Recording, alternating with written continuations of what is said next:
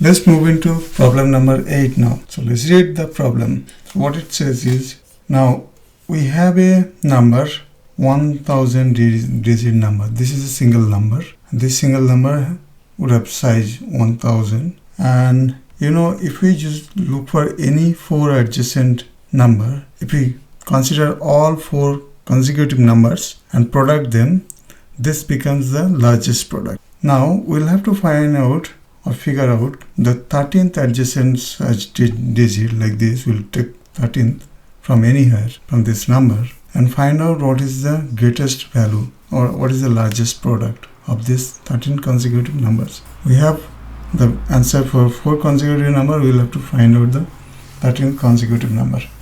So let's move on to our Jupyter notebook. What we can do is, first let me create a variable. Okay, I'll just create a variable as s number because it's a string representation of this number. Now what I can do, I can just copy this. Let me copy the whole number here and put it under 3 quotes. Okay, so now if you have a look at s number, you see this is string representation. Only thing is there is a new line in between. So every time there's a new line, there's a new line came. So what we want to do is, we want to just clean up the new line, okay, so that we get our desired number. S number dot replace. Let's just replace the new line with empty string. Okay, so now if you look at s number, you see all the new lines are gone. So that is the number we are looking for. That's our clean version of the number. Now what we want to do, we want to create a product function, get product function. Let's say if someone gives me this subset of this string, then this function will product consecutive number and give us the result. So yeah, let's define that function, get product. Okay, now let's say I'll take string representation of the number so that it becomes easy for us. Now what we want to do is, let's say P will be our results of the product. And what we want to do a loop, okay, for s in snum. And what we want to do, we want to multiply P equal to the integer version of this s. Okay, that's a s is one letter or one integer letter from this string sum, and that should do our job. Okay, if we just return P, that should do our job. If we want to test this, what do we want to do? Get product. Let's say get product, I want to pass 1 2 3 4. Okay, or 1 2 3 4. You see the answer is 24. So yeah, this should be, because it's 2 into 3 6, 6 into 4 24. Okay, if we give 5, it should be 120. Yeah, like that. So this is working. Now our next function is the get maximum product. Okay, let's define this function. Get max product.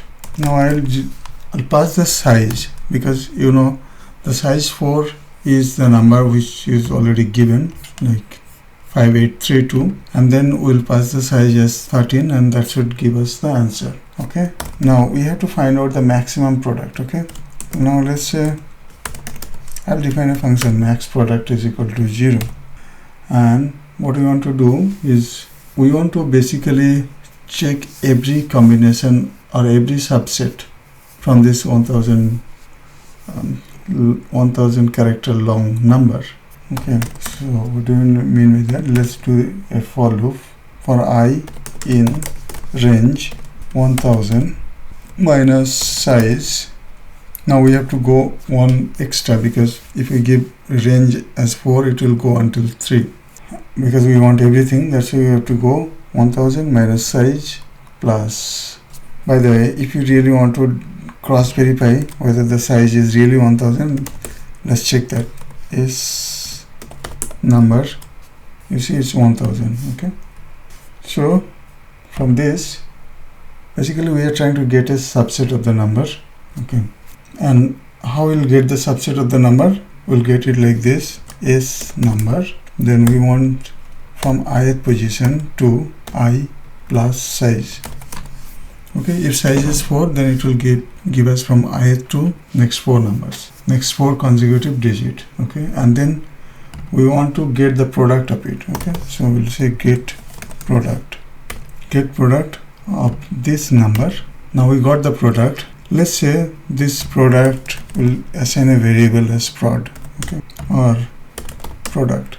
Let's say product is equal to this, and what we want to do is we want to check if this product is greater than our maximum. Basically we want to increment our maximum. So the condition is this: if this product is greater than max product, okay, then we want to make max product as this product. Okay, and yeah, that should give us the maximum product. Now let's say return max product. Okay, now let's test this function, get max product. So what we want to pass here is let's say I want to pass the 4. Okay, if I pass 4, I got 5832. Let's look into this. I got 5832 here.